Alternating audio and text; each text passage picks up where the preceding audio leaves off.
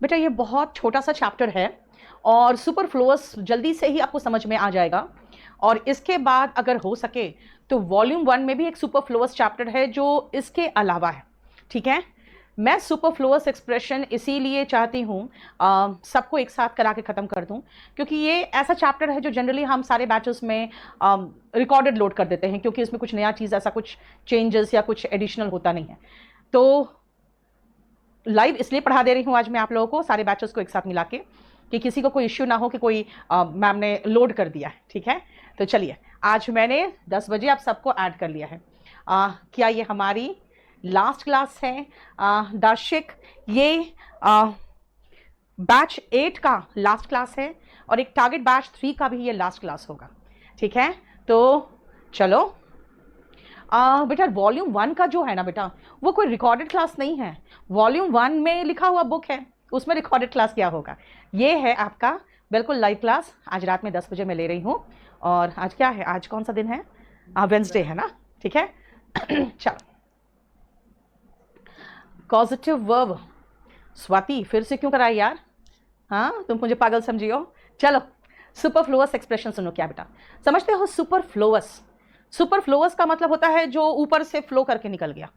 Super मतलब flow करके ऊपर से निकल रहा है, यानी कि जितना ज़रूरी उससे ज़्यादा का इस्तेमाल, जितना ज़रूरी उससे ज़्यादा का इस्तेमाल सुपरफ्लुअस होता है। देखो, जितना ज़रूरी उससे ज़्यादा का इस्तेमाल।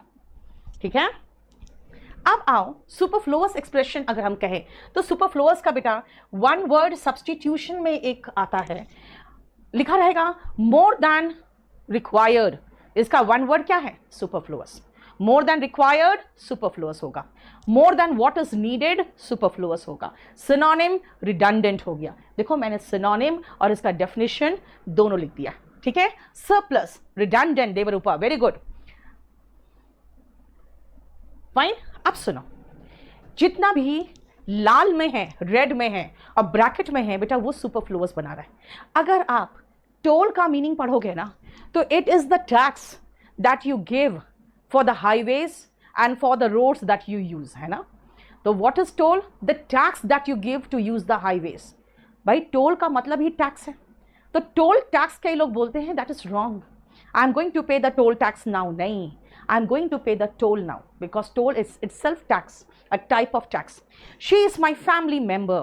ना, she is family ये कहना चाहिए। कई बार आप लोग पूछते हो मैम आकृति मैम आपकी कौन है, तो मैं कहती हूँ she is family। इसका मतलब कि वो परिवार है, परिवार की सदस्य है। आप कहोगे मैम हमें मेंबर बोलना चाहता हूँ मैं, तो मैं क्या करूँ? तो मैं कहूँगी मेंबर ऑफ द फैमिली होगा। बेटा जो फिक्स प्रेपोजिशन है ना, वो मैं किसी बैच के साथ करा के आप लोग को या तो लोड कर दूंगी या उस दिन आपको कनेक्ट कर लूँगी। ठीक है, टेंशन मत लो। मुझे अच्छा हुआ याद दिला दिया, मेरे दिमाग से ऐसे भी निकल रहा था, ये भूल गई थी मैं। चलो अब आओ, कई बार लिखते हो रेस्पेक्टेड सर, रेस्पेक्टेड मैडम। बेटा आप सर और मैडम का डेफिनेशन देखना। मैडम का तो एक बहुत ही गंदा सा भी डेफिनेशन है। मैडम का एक मीनिंग तो ये भी निकलता है, जो कोठे होते हैं ना जहाँ पे तवायफ रहती है, उसकी जो हेड होती है, जो सबको पिक्चर्स में देखते हो पान खा के बैठ के और सारी लड़कियों को वो संभालती है, कोई भाग ना जाए, तो वो होती, वो भी मैडम कहलाती है, पता है। लेकिन सर और मैडम क्या है बेटा? सर और मैडम है एक रेस्पेक्टफुल वे में किसी को एड्रेस करने के लिए। ठीक है, a respectful way to address someone is sir और मैडम। फिर रेस्पेक्टेड बोलने की जरूरत नहीं है बेटा। फ्रेजल वर्ब में सब कुछ याद करने वाली चीज़ है यार। फ्रेजल वर्ब कोई टीचर नहीं कराता, मैं थोड़ा बहुत करा देती हूँ, फिर मैं खुद ही बोर हो जाती हूँ, क्योंकि उसमें कुछ है नहीं जो आपको पढ़ाया जा सकता है। ठीक है अगर विवेक आप कहोगे तो अराउंड 80 सेंटेंसेस का मैंने कराया हुआ है ट्रांसलेशन के साथ, वो भी स्पोकन वालों को, वो कहोगे तो मैं दे दूंगी, लेकिन आपके लिए कोई ज़रूरत नहीं हो। ठीक है, और सुनो बेटा, मैडम का एक शॉर्ट फॉर्म है और वो लिखते वक्त कई लोग ये लिख देते हैं, कई लोग ये लिख देते हैं। बेटा ये सब रॉन्ग है। मैडम का शॉर्ट फॉर्म अगर मैम बोलते हो तो एपॉस्ट्रॉफी फिर एम लगाते हैं। और जिन बैचेस को कोई भी डाउट है कि मेरा ये रह गया है, क्योंकि मैंने आपको सिलेबस पहले दे दिया बेटा, जरा मुझे व्हाट्सएप कर देना। ठीक है, बैच कोड के साथ अपना सिलेबस देख लो, बैच कोड के साथ मुझे व्हाट्सएप कर देना क्या रह गया। ठीक है, चलो चलो अब सुनो, यस मुझे पता है, शुरू शुरू में बच्चे कहते हैं मैम बैच कब खत्म होगा, बैच कब खत्म होगा, और जब खत्म होने लगता है तो कहते हैं मैम बैच क्यों खत्म हो रहा है, अच्छा नहीं लग रहा है। तो धीरे धीरे क्या होता है ना बेटा, प्यार बढ़ जाता है, आप लोग को प्यार हो जाता है। इसीलिए दिवाकर आपको अच्छा नहीं लगेगा बोल के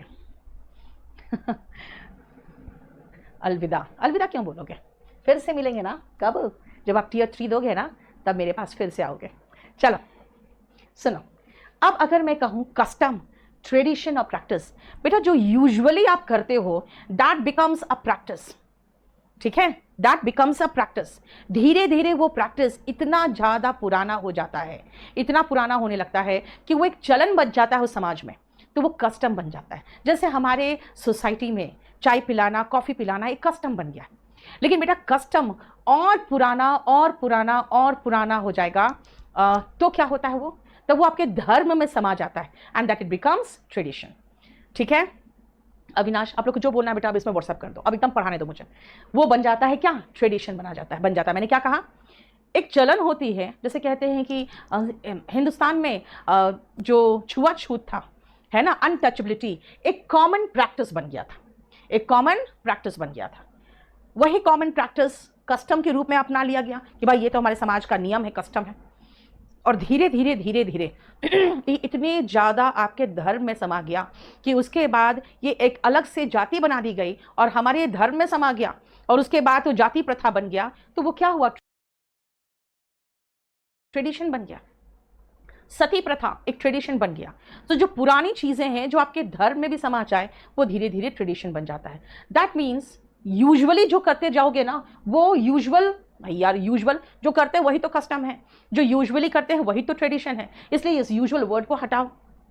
एम्बुश, देखते हो कई बार ऐसा होता है, कहते हैं हमारे 22 सैनिक मारे गए, कहाँ मारे गए, तो नक्सलियों ने मार दिया, और घने जंगल में। बेटा घने जंगल में क्या करते हैं नक्सली, घात लगा के बैठे रहते हैं। एम्बुश का मतलब हिंदी में होता है घात लगा के वार करना, छिप के बैठे रहते हैं झाड़ियों में, पेड़ों के ऊपर, और जैसे उधर से सैनिक निकलते हैं वो क्या करते हैं, एकदम ऐसा फायर करते हैं क्रॉस कि तुम इधर भी जाओगे तो भी मरोगे, इधर भी जाओगे तो भी मरोगे, पीछे भागोगे तो भी मरोगे। क्योंकि वो क्या करते हैं ना, उनका अपना कोई साउंड होता है, कोई बर्ड का, और वो साउंड एक दूसरे को पहचानते हैं, वही साउंड निकालते हैं। जब वो मान लो कि यहाँ से लेकर यहाँ तक अगर बैठे हुए हैं नक्सली पेड़ पर छुप के झाड़ियों के पीछे, जब वो बीच में पहुंच जाते हैं ना सैनिक, यानी यहाँ पहुंच गए, उसके बाद फायर करते हैं। वो पीछे भागे, आगे जाए, इधर जाए, उधर जाए, कहीं जाए, वो मरेंगे मरेंगे। घात लगा के वार करना, मैंने कहा वो छिप के बैठे रहते हैं छत्तीसगढ़ में, ठीक है, ये सब चीजें होती है, वो छुप के बैठे रहते हैं। अब ये बताओ हिडन, और मैंने कहा अचानक वार करते हैं वो, है ना, सडन, एक दूसरे से क्या करते हैं, किसी पंछी और किसी जानवर की आवाज में एक दूसरे से वो संवाद कर लेते हैं और अचानक शुरू होता है फायरिंग। तो हिडन और सडन। एम्बुश के साथ बिल्कुल सुपरफ्लुअस है, क्योंकि एम्बुश का मतलब ही होता है घात लगा के अचानक वार करना। साक्षी सुपरफ्लुअस बेटा कर लो ना, ठीक है। अब आओ नेक्स्ट, भाई विजिबल का मतलब क्या है, जो आंखों को दिखता है वो विजिबल है। ऑडिबल, भाई Audi, O A U D I, ये कान से रिलेटेड है। अगर मैं कहूं यू आर विजिबल, आप क्या कहते हो कई बार, ma'am you are not visible, थोड़ी बोलते हैं you are not visible to the eyes, भैया विजिबल तो आंखों को ही होगा। कई बार ऐसा होता है साउंड गायब हो जाता है, तो कहोगे ma'am you are not audible, क्या कभी ऐसा कहते हो ma'am you are not audible to the ears, भाई कान से ही सुनोगे और कहीं से थोड़ी सुनोगे, इसलिए विजिबल और ऑडिबल के साथ to the eyes, to the ears मत लगाना। देखो समझ में आ रहा होगा आराम से। इट्स 12 o'clock नून, भाई 12 o'clock नून क्या होता है, आप 12 o'clock कह रहे हो तो मिडनाइट अगर आप बात करोगे, अगर 12 o'clock कह रहे हो तो बेटा 12 o'clock से पता नहीं चल रहा है कि वो नून है कि मिडनाइट है, ठीक है। लेकिन याद रखना अगर आप नून कह रहे हो तो इसका मतलब तो 12 क्या है, पीएम, और अगर मिडनाइट कर रहे हो तो 12 AM है। इसीलिए अगर हम नून बोल दिए तो फिर 12 बोलने की जरूरत नहीं है। मैंने 12 o'clock बोला तो पता नहीं चला कि वो नून है कि मिडनाइट है, लेकिन जैसे मैंने नून कहा आपको समझ में आ गया कि 12 o'clock तो है ही और साथ में पीएम भी है, और मिडनाइट से समझ में आ गया कि 12 तो बजे ही है, तो 12 बजना फिर से बोलने की जरूरत थोड़ी है, 12 o'clock मिडनाइट है तो रॉन्ग होगा। 6 PM क्वेश्चन आया हुआ एग्जाम बेटा, I will meet you 6 PM in the evening, भाई 6 PM इवनिंग में भी होता, इवनिंग में ही होता है। आप ऐसे बोल सकते हो 6 o'clock इन द इवनिंग, ये चलेगा, ठीक है। देखो क्लियर, बोलो कोई प्रॉब्लम।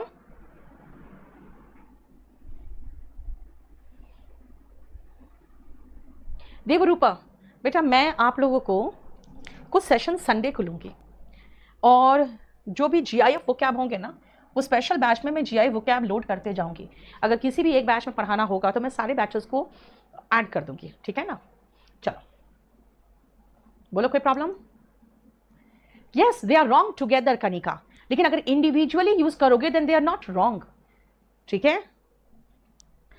अगर मैं ये कहूं I hurt my toe of the feet, गलत है। जानते हो आपकी कितनी फिंगर्स है? जरा बताओ तो मुझे, कितने फिंगर्स है आपके? हाँ, कितने फिंगर्स है बताओ तो, आपके फिंगर्स कितने हैं? जल्दी बताओ, आपके फिंगर्स कितने हैं? जल्दी। 8। बेटा मैंने कहा नून के साथ 12 o'clock लगाने की जरूरत नहीं है। अरिंदर ने कहा है 10, नेहा ने कहा है 8, देवरूपा ने कहा है 20, ओके, नितिन ने कहा है 16। अरे सबके अलग अलग फिंगर्स है क्या? रवित ने कहा है 20, साधना ने कहा है 10, दर्शिक ने कहा है मैम वो कैब का बुक कब मिलेगा? हे भगवान, रुक जा यार, जब मैं बुक लाऊंगी तो खुद ही आके YouTube में भी हल्ला मचाऊंगी ताकि मेरे बुक्स बिक जाए, इसलिए शांति से सुनो। See you have only 8 fingers, 2 thumbs, 8 fingers 2 Thums.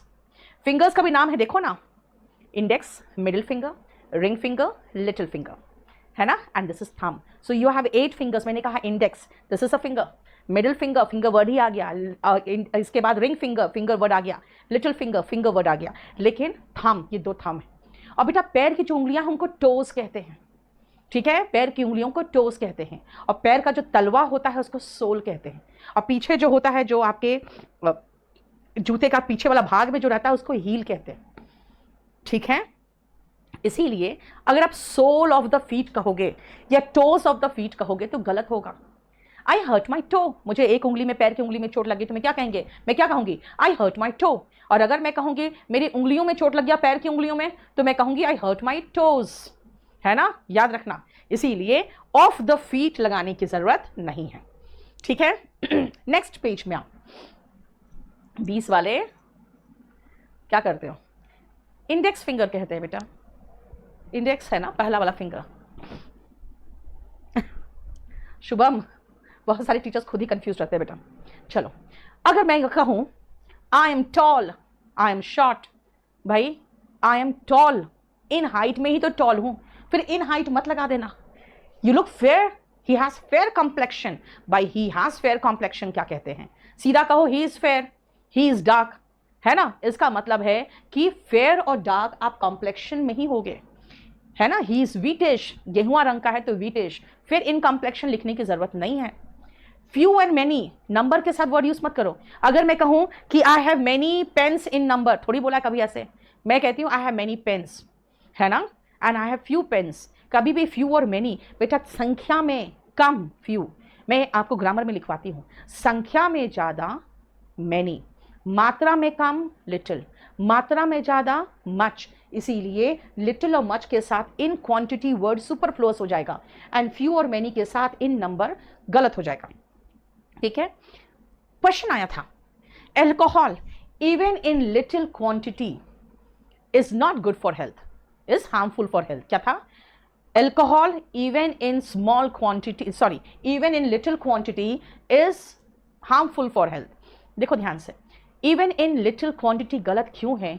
Even in small quantity चलेगा, क्योंकि आपने एडवर्टीजमेंट नहीं सुना है, it's your life make it large, तो इसीलिए बड़ा पैक बनाते हो तो लार्ज होता है, छोटा बनाते हो तो स्मॉल होता है, लिटिल नहीं होता, क्योंकि उसमें क्वांटिटी ही तो होता है। थोड़ा क्वांटिटी है तो लिटिल होता है, ज़्यादा क्वांटिटी है तो मच होता है। लेकिन अगर आप पैक की बात करोगे तो स्मॉल यूज कर सकते थे, लिटिल इन क्वांटिटी नहीं होगा, ठीक है, क्लियर। नेक्स्ट आओ, your suit ma'am it is red in colour, क्या रेड तो कलर में ही होगा, ग्रीन व्हाइट येलो वगैरह तो कलर में ही होगा ना, फिर से इन कलर लगाने की जरूरत थोड़ी है ना। देखो बेटा, क्लाइमेटिक कंडीशन होता है वर्ड, क्लाइमेटिक कंडीशन, क्योंकि क्लाइमेट का एडजेक्टिव फॉर्म क्लाइमेटिक होता है, और हालात तो कंडीशन, क्लाइमेटिक कंडीशन वर्ड होता है। लेकिन वेदर क्या है, तो वेदर बेटा हर रोज का जो मौसम की हालत होती है ना, यानी आज के मौसम का की जो हालत है उसको क्या कहते हैं, टुडेज वेदर। अब वेदर कंडीशन नहीं बोलते, क्योंकि आज जैसा कंडीशन है बाहर उसको आज का वेदर कहेंगे, तो वेदर के साथ कंडीशन वर्ड नहीं चलता, ध्यान रखना। लेकिन अगर आप क्लाइमेटिक कंडीशन, क्योंकि देखो बेटा आपको कंडीशन वर्ड नाउन है, अब उसके लिए आपको एक एडजेक्टिव लगाना पड़ेगा, तभी आप उसके बाद नाउन लगा सकते हो। तो क्लाइमेटिक कंडीशन वर्ड ठीक है ये नाउन के साथ, लेकिन वेदर कंडीशन जैसा कोई वर्ड नहीं है, ध्यान रखना। नेक्स्ट आओ, अच्छा किसी की मीनिंग लिखने की जरूरत नहीं, सबका मीनिंग मैंने लिख दिया है। कैटास्ट्रॉफ बेटा याद रखना, ये रूट में भी आप पढ़ोगे, कैटा का मतलब होता है काटना, ठीक है ना। और अगर कैटास्ट्रॉफ कहोगे, कैटाक्लिज्म कहोगे, तो इसका मतलब होता है जैसे काटना, खत्म करना। और ट्रॉफी जो वर्ड है ये आपके समझते हो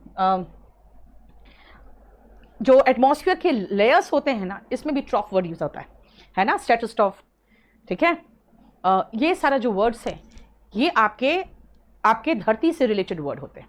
सो रिमेंबर वन थिंग, अगर आप सब कुछ सर्वनाश कर रहे हो, सब कुछ काट पीट के सब कुछ बर्बाद हो गया, तो वो क्या है, सर्वनाश को हम कैटास्ट्रॉफ कहते हैं, यानी सारे ट्रॉफ को काट के रख दिया, यानी सर्वनाश कर दिया, ठीक है। देखो कैटास्ट्रॉफ, ठीक है, कैटाक्लिज्म, ये सारे वर्ड है जो रिलेटेड है काटने या सर्वनाश करने के लिए। इसीलिए कैटास्ट्रॉफ का मतलब मैंने क्या कहा, सारे ट्रॉफ को, है ना, उसको काट के रख दिया, तो क्या है ये कैटास्ट्रॉफ मतलब सर्वनाश।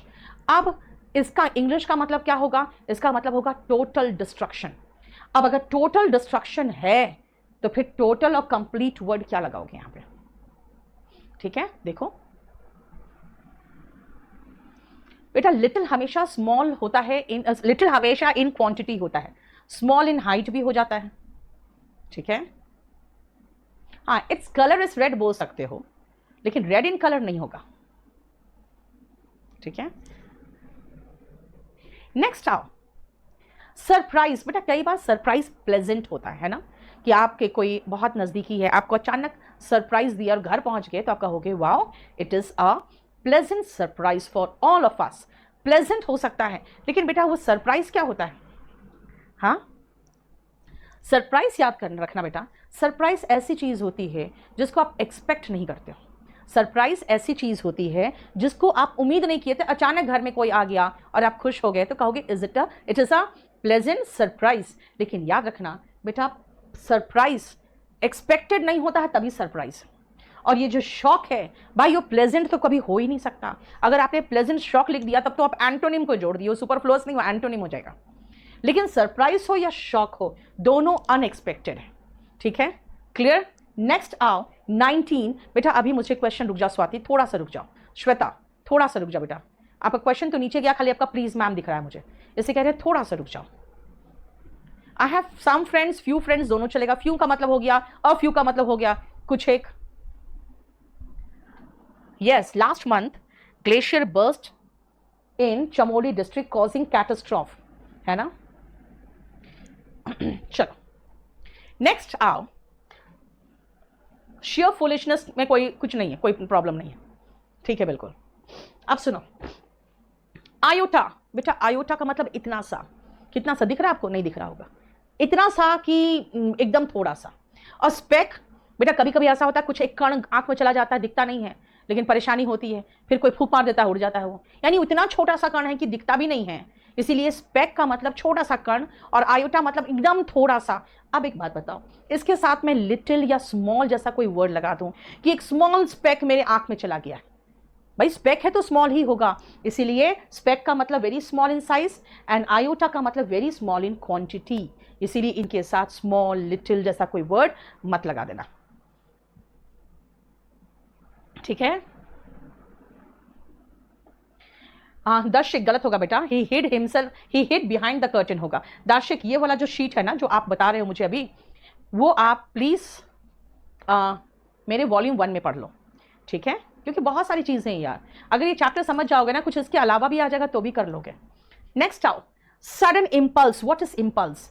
कई बार होता है कुछ लोग इंपल्स में हत्या कर देते हैं, आवेश में। आवेश में कैसे आते हैं? सोच के नहीं, अचानक अचानक आ जाएंगे आवेश में, एंड दैट इज व्हाट आवेश का मतलब देखो क्या है, इंपल्स का स्ट्रॉन्ग सडन डिजायर, अचानक जो इच्छा जागती है, ठीक है। इसलिए सडन इंपल्स जो है, स्वाति आप मुझे व्हाट्सएप में पूछ लेना, लिख लो 8860333003, ठीक है। अब यहां प्लीज तंग मत करो अब कोई।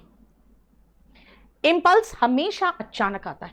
अबाउट रिमेन और परसिस्ट, अगर आप कहोगे कि ma'am the job is done, मैं कहूंगी it is still remaining, it is still remaining. Still और रिमेन, रिमेन मतलब रहना, स्टिल मतलब है।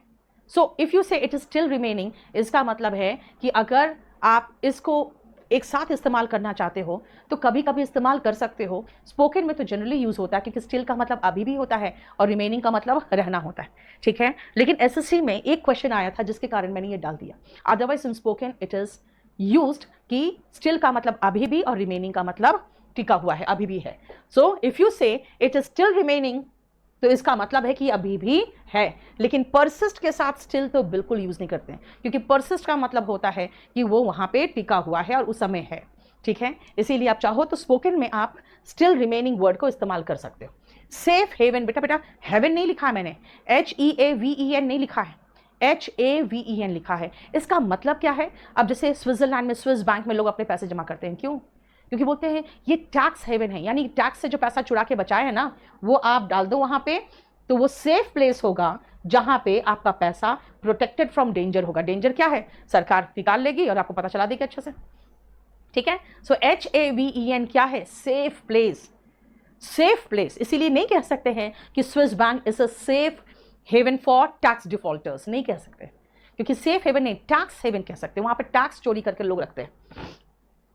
The reason why I did not come was because I was not well. ये कंजंक्शन में पढ़ा चुकी हूं मैं, और कंजंक्शन में रहता है। द रीजन वाई का मतलब है क्योंकि, और बिकॉज का मतलब भी क्योंकि। भाई दोनों का मतलब क्योंकि है, तो फिर दोनों क्यों आएगा, तो फिर क्या आएगा, बिकॉज हटा के दैट लगाओ। The reason why I did not come was that I was not well. देखो स्वाति, वो इस तरह से आया था ना क्वेश्चन कि वहां पर ही मिस्टेक था, स्टिल के साथ रिमेन, तो इसलिए मैंने लगा दिया। अदरवाइज देखो स्पोकन में स्टिल रिमेन्स यूज करते हैं, ठीक है।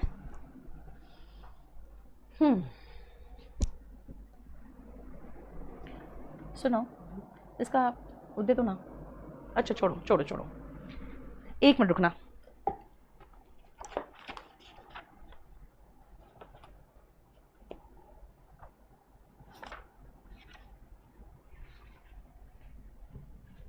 सब कराऊंगी मोनिका मैं।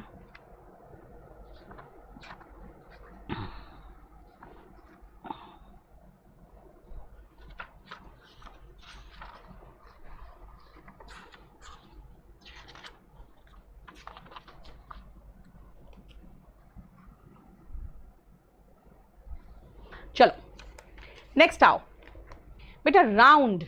राउंड क्या है, श्वेता तुम उसी में लटके रहो, थोड़ा सा तो रुक जाओ यार, चैप्टर तो खत्म करने दो। Round in shape, rectangular in shape, भाई रेक्टेंगुलर, राउंड, ट्राइंगल, है ना, ट्राइंगुलर जिसको है, शेप में ही तो होते हैं, है ना, ओवल। अगर कोई भी शेप लगा दो और उसके साथ इन शेप, जैसे मैंने कहा टॉल इन हाइट नहीं बोलते, तो राउंड इन शेप थोड़ी बोलोगे, ठीक है, समझ में आया। अगर मैं कहूं कि आप लोग बोलते हैं मैम रिकॉर्डेड क्लास है, क्यों? क्योंकि आपको पता रहता है कि मैम ने शायद इसको रिकॉर्ड करके पहले रखा होगा, राइट। अब खुद सोचो, अगर मैं कहूं कि ये क्लास रिकॉर्डेड है तो ये पहले से रिकॉर्डेड होगा।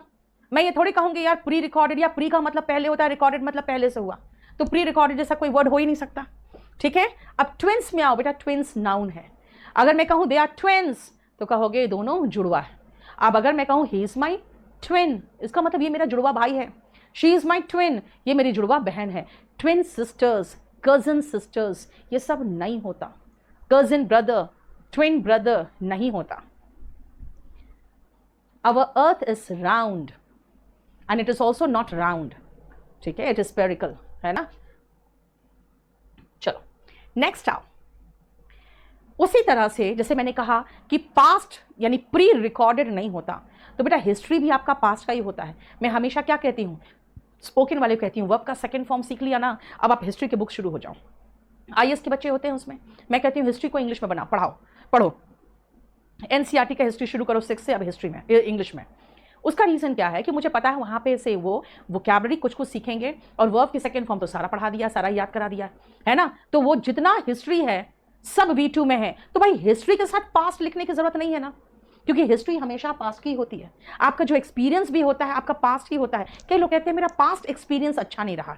भाई आपका एक्सपीरियंस अच्छा नहीं है, क्योंकि आप जो पास्ट एक्सपीरियंस की बात कर रहे हो, बेटा कजिन ब्रदर कम से कम 8 से 10 बार एग्जाम में आ चुका है, ये ध्यान रखना। कजिन ब्रदर कजिन सिस्टर नहीं होता, ठीक है। और पास्ट रिकॉर्ड भी नहीं होता है, क्योंकि कहते हैं इस आदमी का रिकॉर्ड ठीक नहीं, इस आदमी का रिकॉर्ड ठीक नहीं। इसका मतलब क्या है, ये आदमी भी मेरे सामने खड़ा है, इसका जो भी रिकॉर्ड होगा पुलिस स्टेशन में दर्ज, वो तो इसका पास्ट ही होगा ना। तो पास्ट रिकॉर्ड क्या होगा, ठीक है। बेटा एक बात बताओ, ये जो फेसबुक में आप म्यूचुअल फ्रेंड देखते हो, है ना, म्यूचुअल का मतलब क्या होता है जानते हो? आपसी। जैसे हम दोनों के बीच में म्यूचुअल अंडरस्टैंडिंग है, आपसी अंडरस्टैंडिंग है।